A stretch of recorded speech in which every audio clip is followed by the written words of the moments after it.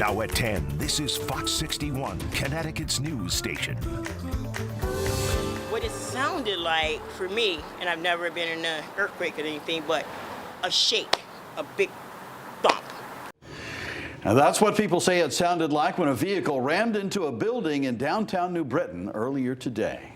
Thanks for joining us for the Fox 61 News at 10. I'm Brent Hart. And I'm Sarah Sanchez. The crash happened on West Main Street. 2 people were hurt. Fox 61's Kate Pattyfoot talked with witnesses.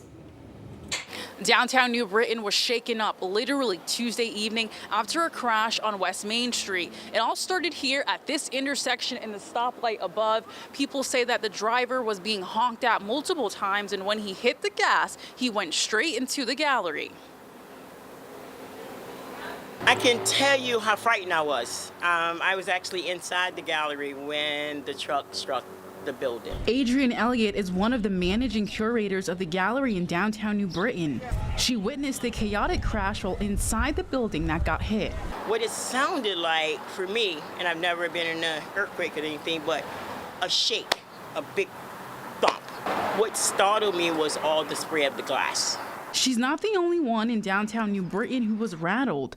Hayel Ahmed owns Deli Delights, and while finishing up paperwork, he also saw the crash. I was parked at the red light. People started beeping behind him. He was just stood there. Then he just went straight to the middle of the road and then hit the gas pedal straight. And then he drove over the vase. Once he drove over, there was a lady walking by. She came out the Boost mobile store. She was walking by, and he ended up hitting her, and he ended up colliding into the building where the pole is, so he just went into the building. According to city officials, a Denali SUV crashed into 66 West Main Street Tuesday evening and hit a pedestrian. Elliott and Ahmed both jumped into action to help the driver and pedestrian. I heard a moaning, actually from inside the gallery before the emergency vehicles came. So I knew someone was trapped. I was afraid to see the severity of it. So I got on the phone right away, called 911 and told them it was not one person, but there were actually 2 people that needed emergency help. I was watching it. I ran out to try to see what was going on. So when I was running outside, I was trying to help him out, take the guy out the car. He was strapped in the seatbelt. The airbag was all in his face. So we were trying to get him out the car, make sure he's good. And then that's when we realized there was another person under the car in front. So we tried to help him move, but no, everybody gets telling us, leave the lady alone. You never know, she get paralyzed if you keep moving her and stuff like that. So we just waited till the EMS and police came, and that was about it. City officials tell us that the woman who was hit suffered life-threatening injuries, but she is stable. People that I spoke with are wishing her a speedy recovery. In New Britain, Kate Pattyfoot, Fox 61. And we are following breaking news tonight at 10 out of Milford. Police say a man has surrendered after a 36-hour standoff with officers. Milford police had been on scene since late Monday for an investigation. Officers got a search warrant for the home on Pullman Drive near Burnt Plains Road to search for weapons on the property. Right now, Milford police say they are still on scene and still investigating. Well, new here at 10, New Haven police have made an arrest in a deadly shooting last year on Walnut Street.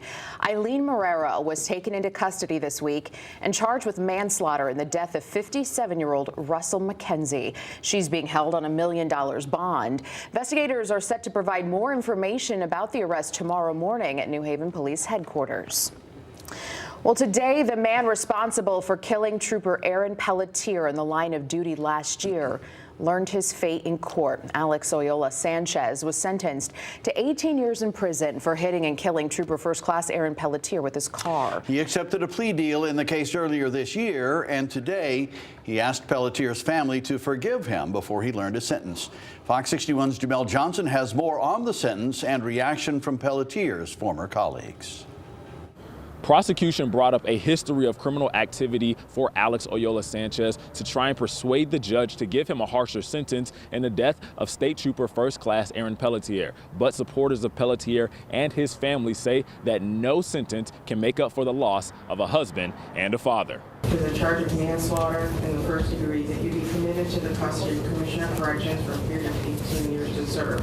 as the sentencing came down for Alex Oyola Sanchez. A devastation that continues to be inflicted daily upon Mrs. Pelletier. So did tears from family members and supporters of State Trooper First Class Aaron Pelier. Friends and family of Trooper Aaron Pelletier.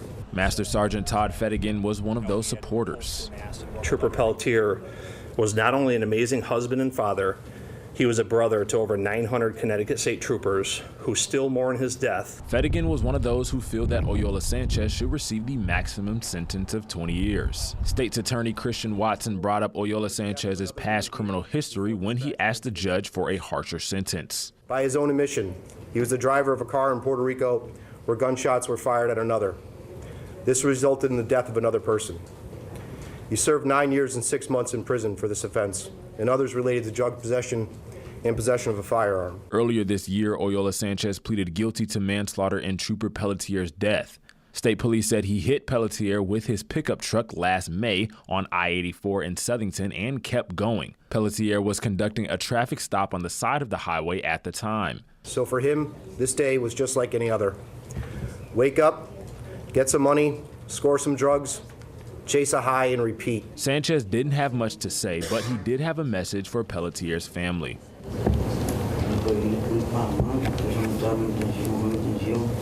I'm sorry because it was not my intention.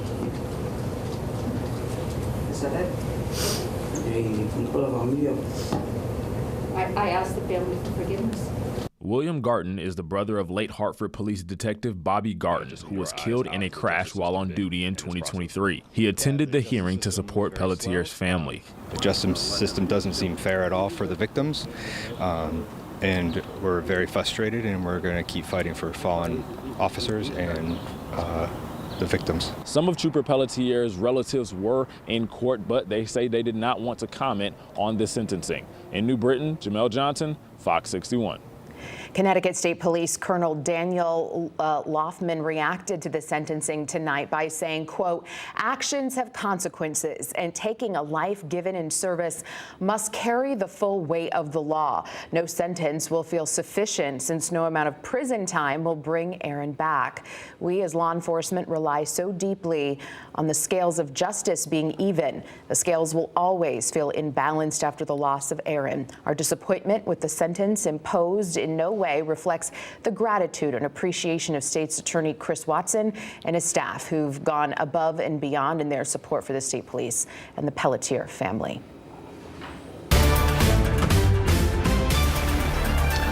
Well, President Trump's second stint in the White House got off and running in its first 100 days with a flurry of executive orders aimed at reshaping U.S. policy on trade, immigration, and more. Fox News Chief Washington correspondent Mike Emanuel reports. We've just gotten started. You haven't even seen anything yet. President Trump marking his administration's first 100 days with a rally Tuesday night in Michigan. The 45th turned 47th president's second term in office has been marked by a breakneck pace. His record on the economy now tied to his wide-ranging tariff policy.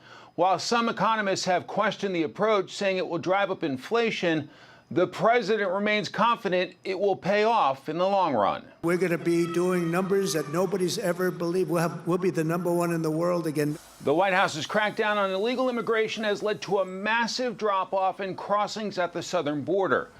Though critics claim it's reckless and needlessly harsh, President Trump says it's necessary to keep Americans safe. America is a dumping ground for criminals no longer. They're not even trying to come in. Trump's second presidency has also been defined by his push to slash the size of the federal government, aided by tech billionaire Elon Musk and the new Department of Government Efficiency. You're fired. Get the hell out of here. You're fired. The latest Fox News poll puts President Trump's overall approval rating at 44%. His highest marks come on border security, while voters' opinions have sunk on his handling of the economy. If there was ever going to be a movie written about this 100 days, it would be how to destroy the world's greatest economy in 100 days or less. White House officials say the president's focus over the next 100 days can be summed up in 5 words: trade deals and peace deals. In Washington, Mike Emanuel, Fox 61. New at 10, CVS Health is cutting more jobs based out of its Hartford Aetna office. Will cut 55 more jobs, according to a letter sent by CVS to the State Department of Labor. Most of the workers affected are remote or out of state. 2 are Connecticut workers. They're tied to the closure of Aetna's Carefree insurance program. The layoffs will begin in July. CVS has cut more than 1,000 Aetna jobs in Hartford since 2023, including more than 700 just since December.